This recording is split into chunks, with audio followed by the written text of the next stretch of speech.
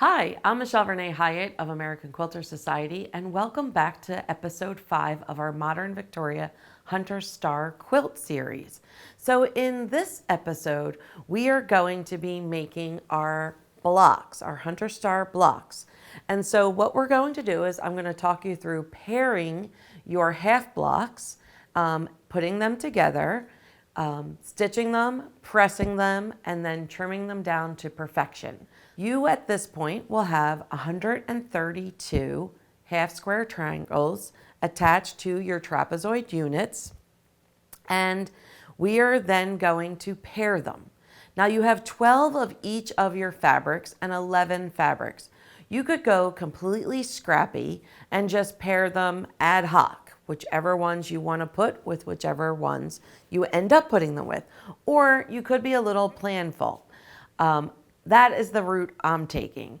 I'm going to match each of my fabrics in 3 different pairs. So I'm matching 4 of this gold pattern with 4 of these, and then 4 of another pattern and another pattern. All right, so it's going to end up having 3 mates, and then that should work out with all of mine. I highly recommend that you lay them out when you do this to make sure that you're happy with it. So for instance, this is one of my pairs, and you can see it here finished, and it looks really good together. And you can see how we're going to match our points and here how it finishes out. And then here's another pair that's already completed. And you can see here how this blue here is pulling a little bit of that blue-green out in the pattern. I went ahead and put together a couple of other pairs just to show you. So I'm going to place that one with 4 of these. And then the other 8 of these will be paired with other options. And then we have this, right? So I'm putting that together. And again, each of these will be paired per how I want to lay it out with 2 other colors as well. All right, and then this is my favorite pair. And I worked a lot with this in our prior episodes, so these fabrics look really familiar to you, I'm sure. For these pairs, you will have 4 of each version, right? And so I'll have, of this green fabric, I'll have 4 of them matched with this red, and then 4 of them matched with another fabric, and 4 of them matched with another fabric. That's just the way I chose to do it. As I stated earlier, you could just match them ad hoc. Go scrappy as you would like. You have 11 different fabrics and 12 of each of them. I just chose, I like to be a little planful, and so I chose to put them in pairs of 4 and mix and match who they're paired with. So when we go to put these together, you are going to want to match your points here, right? Your seams. We are going to be matching them. I'm going to show you how I go about pinning them. And if you've pressed properly when we put our trapezoids together, these seams are going to nest, which makes it really easy. All right, so let me take you through it. So I always like to see it, flip it, pin it, stitch it. So I'm going to see it, flip it, and then I'm going to match, I got a little thread here, sorry, match my seams, right? So right there, they're gonna come together, and I'm gonna go ahead and pin.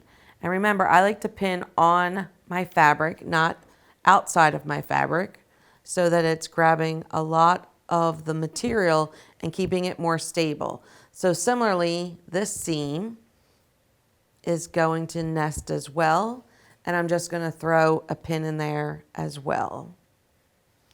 If you want, you could pin at your points.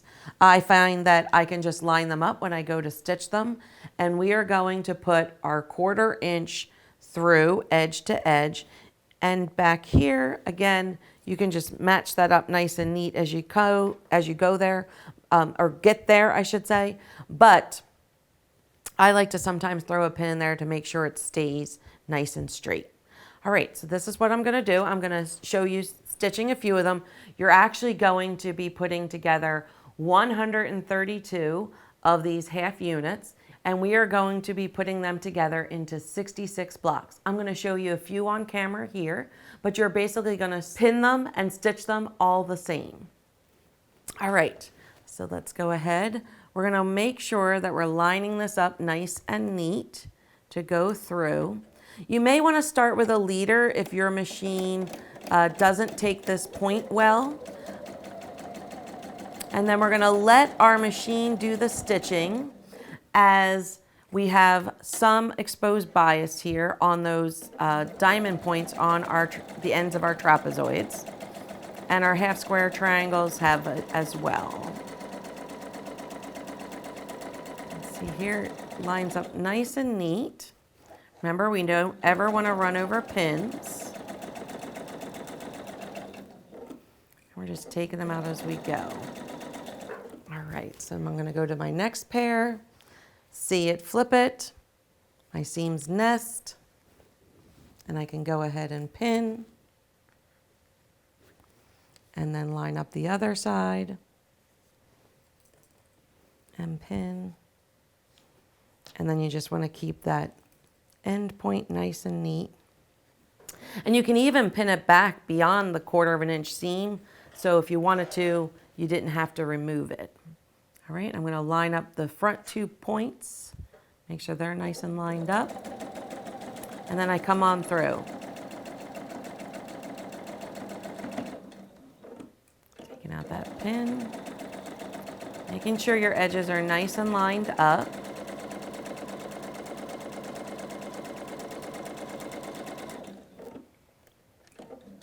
By trimming down those trapezoids with the Rapid Fire Hunter Star ruler, they are all the same size, so it comes together really nice and neatly. There's not much fussing that you need to do as long as you had your 1/4 inch when you were putting your trapezoids together. So you can see here, this is coming together nice and neat. If you wanted to, you could go ahead and pin these all and then bring them over to your sewing machine and sort of power sew. It really works nicely when you are doing your strip piecing.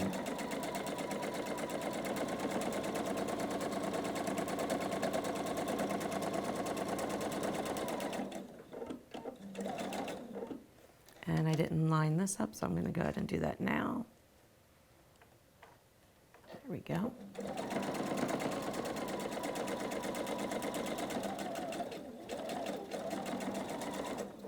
All right, I'm going to show you one last one.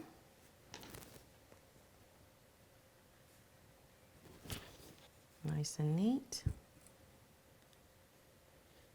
All right, and just line up that front point.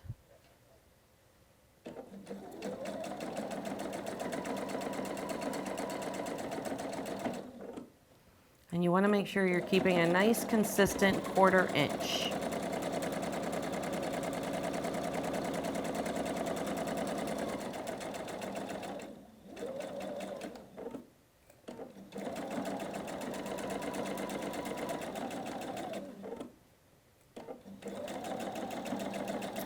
All right, so next we're going to take these over to the pressing table and we're actually going to press these open.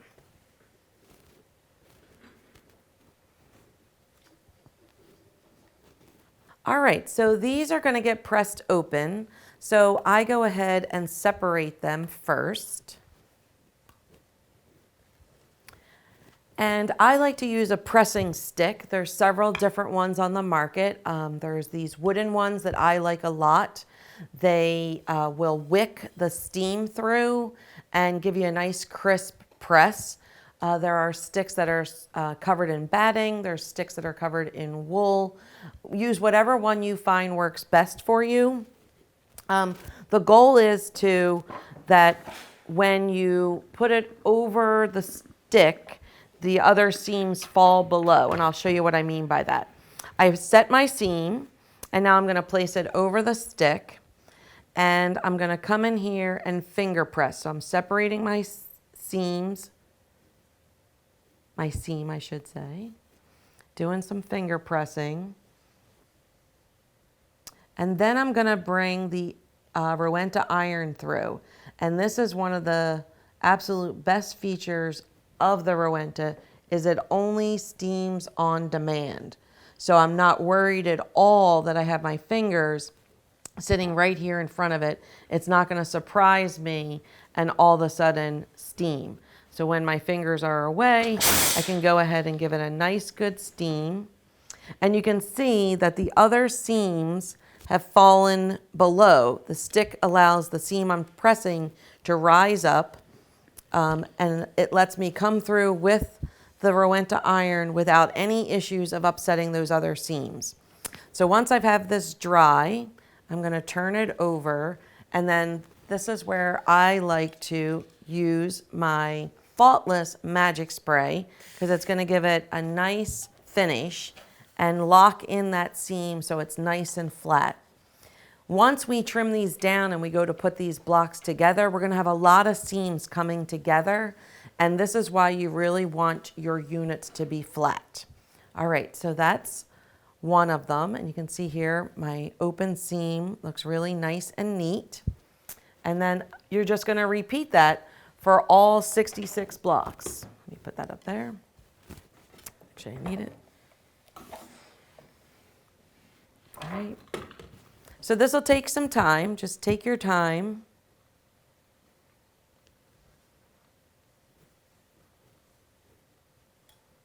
But it's really important to get these pressed open. And then you can come on through with your iron. Let me see here.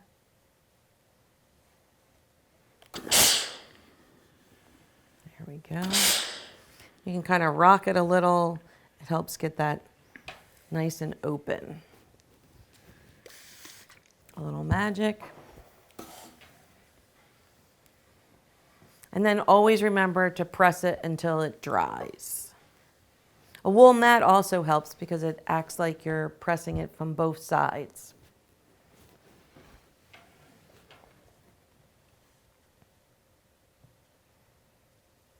Finger press, come in there.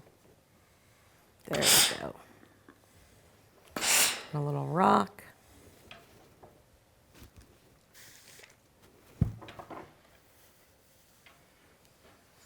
I also like using the magic spray to make sure it's nice and flat because I'm going to be trimming these down, and you always want them nice and flat before you trim them down. That way they're not wrinkly underneath the ruler or the template that you're using to trim them down.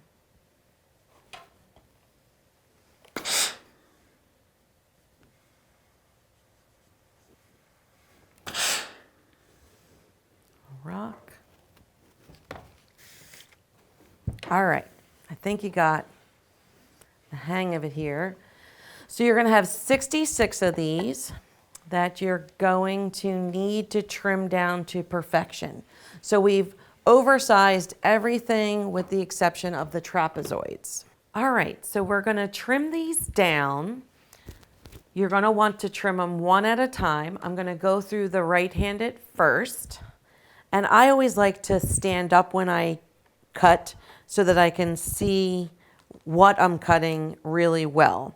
These are 7-inch units, so therefore we're going to use the trapezoid marking that says 7 inches. And when I come across, I have a stationary trapezoid that you can see here. So that side, the stationary, should be on one set of seams, while the 7 is lining up with the other side. All right, so 7 on one side. The common diagonal should be on that open seam that we just pressed. And then you should see your stationary on the other side.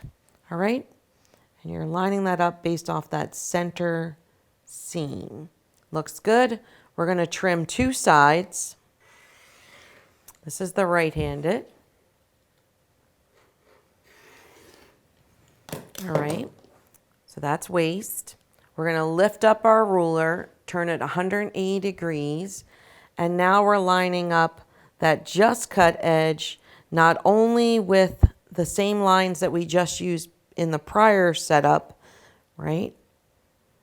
The 7 and the common, but also the 7.5-inch on both sides here. And that's going to line us up and give us a perfect 7-inch block. All right, and we're going to trim. Take that step so you can come across the top nice and neatly. All right, and then we have another perfect block. Let me show the lefties their setup. So we have, again, the stationary trapezoid marking and the 7-inch. And so that's what we're going to match up, along with keeping that common diagonal through that pressed open seam. All right, once you have that lined up, you're going to cut the two sides. And then you're going to turn your unit 180 degrees. And now the just cut is going to line up with that 7.5 square. And when I do that, my markings from the previous setup fall back into place. So the common diagonal line, the stationary trapezoid marking, and the 7-inch trapezoid marking. There we go. And now I'm going to trim those remaining two sides. And this gives me a perfect 7.5-inch block that we're going to save so much time when we go to put these together, because they're going to match up exactly. So there's no futzing trying to, make your blocks fit together. All right, let me continue. I'll go back to the righty real quick. So remember, that stationary goes in the upper right if you're right-handed, and you're going to put that stationary trapezoid marking with the 7, and then ensure that your common diagonal is going through that pressed open seam. Trimming two sides. Make sure you're shutting your rotary. Safety first always when you're not using it. All right, then this just cut edge lines up with that 7.5 marking. The common diagonal falls back into place, as well as the stationary trapezoid marking and the 7 trapezoid marking. And then we're going to trim our last two sides.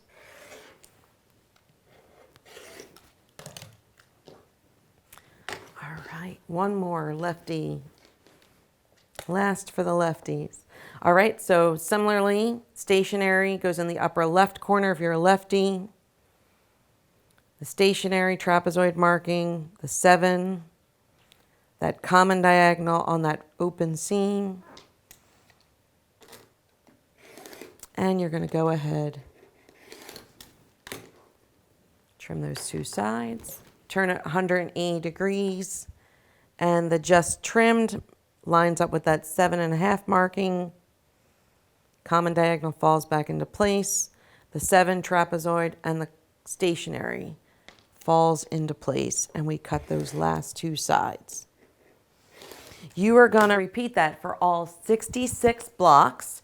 You're going to have 2 extra by having 66. They're all going to look fantastic and measure 7.5 inches exactly. So for our next episode, we are going to lay out our quilt using our 66 blocks, and I'm going to give you tips on putting your rows together and then your rows into the quilt. So I'll see you for episode 6. Thank you very much for joining me.